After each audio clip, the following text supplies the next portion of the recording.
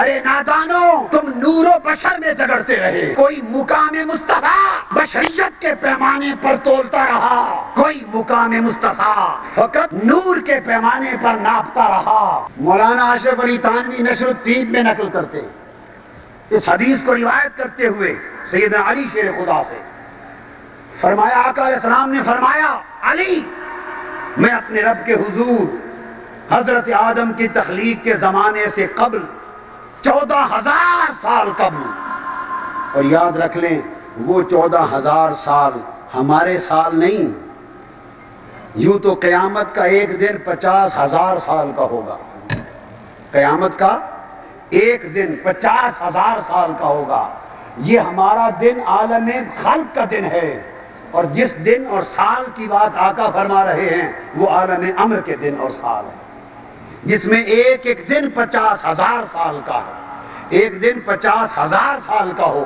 تو پھر فرمایا 14,000 سال قبل میں اللہ کے حضور حجابات عظمت میں نور تھا۔ اس پر مولانا اشرف علی تھانوی نے ایک نکتہ بیان کیا، انہوں نے کہا کہ 14,000 سال کا عرصہ پڑھ کر یہ نہ سمجھ لینا کہ صرف 14,000 سال پہلے حضور کی تخلیق ہوئی تھی۔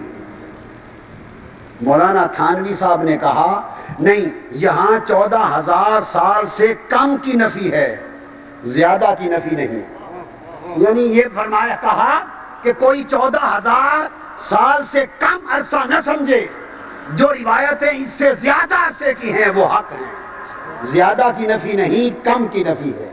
سو وہ دوسری روایت جس میں 72,000 مرتبہ اس نور پاک کو دیکھا گیا وہ اس سے آگے کا بیان کرتی، وہ نور حق عالم نور میں رہا، اور جب عالم بشریت کی تخلیق کا وقت آیا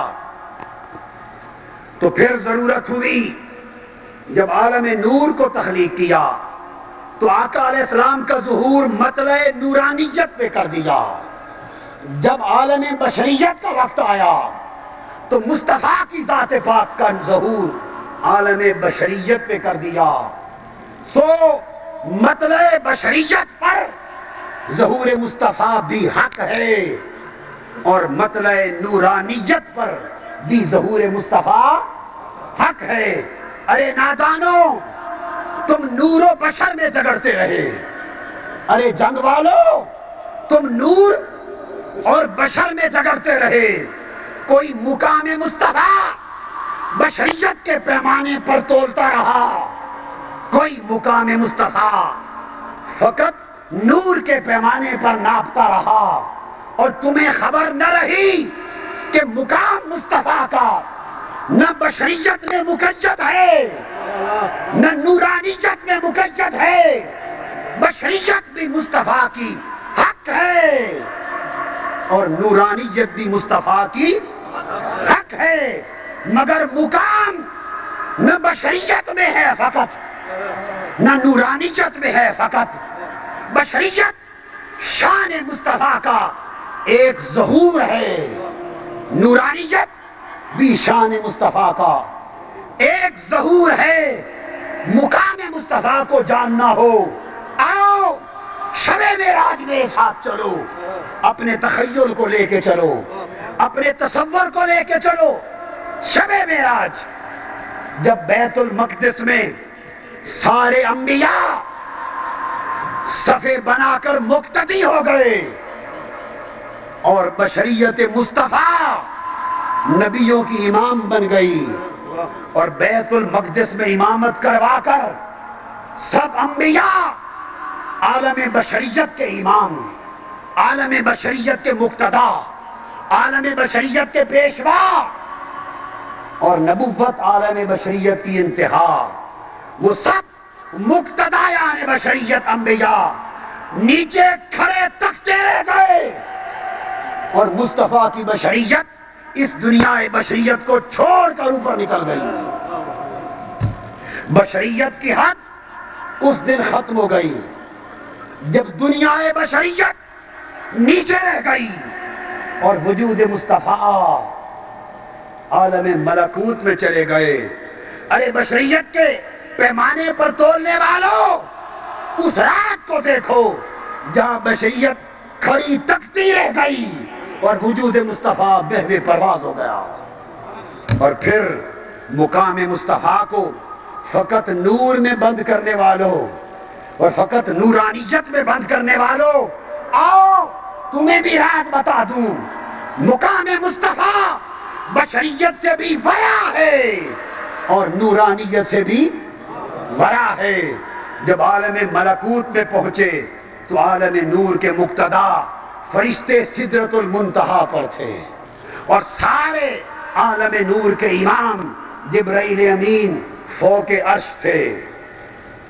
جب عرش پر کھڑے تھے تو مصطفیٰ نے فرمایا جبرائیل آگے چل،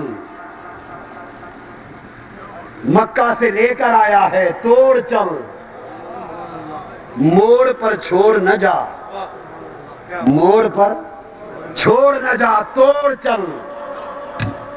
جبرائیل امین جس پر نورانیت ختم ہوتی ہے، عالم خلق کی نورانیت ختم ہوتی ہے، بولے یا رسول اللہ اس سے آگے بڑھوں تو میرے پر بھی جل جائیں گے۔ سو بشریت بیت المقدس میں رہ گئی، وجود مصطفیٰ اوپر چلا گیا، نورانیت عرش معلیٰ پہ رہ گئی، وجود مصطفیٰ اوپر چلا گیا۔ تو پتہ چلا بشریت بھی مصطفیٰ کی حق ہے، مگر بشروں کے لیے، تاکہ بشر فیض پائیں، حق ہے، اس پر ایمان لانا فرض ہے، اس کا انکار کفر ہے۔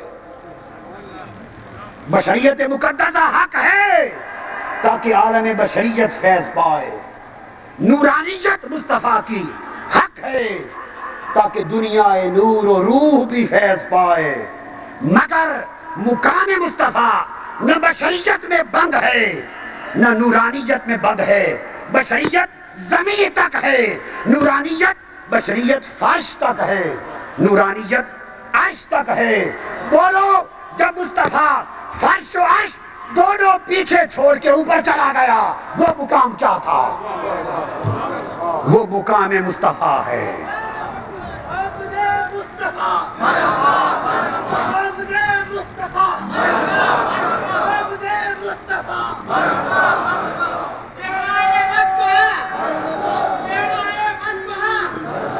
وہ مقام مصطفیٰ تھا، وہ مقام مصطفیٰ تھا جہاں نہ کوئی بشر دم مار سکتا تھا، نہ کوئی نور دم مار سکتا تھا۔ وہاں لا مقام میں ادھر مصطفیٰ تھا، ادھر خدا تھا، ادھر مخلوق تھی، ادھر خالق تھا، ادھر عبد تھا، ادھر معبود تھا، ادھر جانے والا تھا، ادھر بلانے والا تھا، ادھر تکنے والا تھا، ادھر نقاب اٹھا کر دکھانے والا تھا۔ لا مقام پر خدا و مصطفیٰ کے سوا اور کوئی نہ تھا، اور مقام اس جگہ پر جا کر سمجھ میں آیا جب سارا آوازیں بند ہو گئی تو آواز آئی ثم دنا، پھر وہ قریب ہوا، فتدلا، پھر وہ قریب آیا، ثم دنا، یہ قریب ہوا، یہ قریب ہوا، فتدلا، پھر وہ قریب آیا، فکان قاب قوسین، دونوں اتنے قریب ہو گئے کہ دو کمانوں کا فاصلہ رہ گیا، دو کمانوں کا فاصلہ رہ گیا۔ او ادنا، فکان قاب قوسین او ادنا، دو کمانوں کا فاصلہ رہ گیا۔ فاصلہ اس لیے بیان کیا کہ جنہیں بات فاصلے کے بغیر سمجھ نہیں آتی وہ فاصلہ سمجھ لے، اور جو فاصلے سے آگے سمجھنے والے ہیں وہ او ادنا سمجھ لے۔ جو فاصلوں میں گم ہونے والے ہیں، جو فاصلوں پر رک جانے والے ہیں وہ فاصلہ سمجھ لے، اور جو فاصلوں سے آگے سمجھنے والے ہیں وہ او ادنا سمجھ لیں۔ فرمایا دو کمانوں کا فاصلہ رہ گیا یا اس سے بھی کم، کتنا کم؟ فرمایا بس یہ نہیں بتانا. بولو کتنا کم؟ اللہ پاک نے فرمایا یہ نہیں بتانا. او ادنا، بس اس سے کم.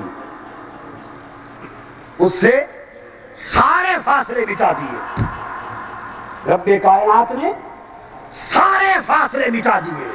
سن لو، سارے فرق مٹا دیے، سارے فاصلے مٹا دیے. کوئی فاصلہ نہ رہا، کوئی فرق نہ رہا. ہاں ایک فاصلہ اور فرق رہ گیا، وہ یہ کہ وہ خدا تھا، یہ مصطفیٰ تھا. وہ خالق تھا، یہ مخلوق تھا. وہ معبود تھا، یہ عبد تھا. تو لوگوں، جس طرح خالق و مخلوق کا فاصلہ، خالق و مخلوق کا فاصلہ مٹانا کفر ہے،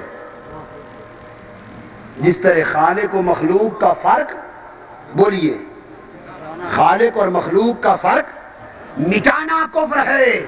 رب کائنات کی عزت کی قسم، ابدیت کے سوا اور کوئی فرق ڈالنا بھی کفر ہے.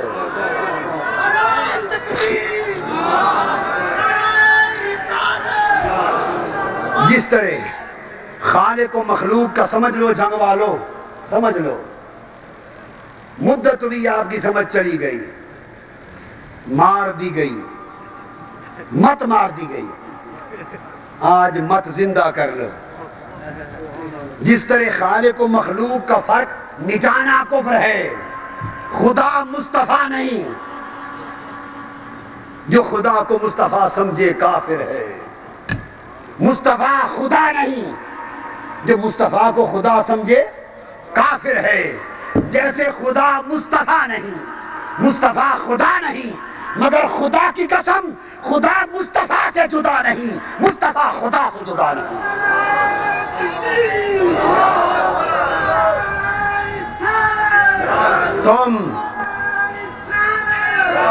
تم ذات خدا سے نہ جدا ہو نہ خدا ہو. تم ذات خدا سے نہ جدا ہو نہ خدا ہو.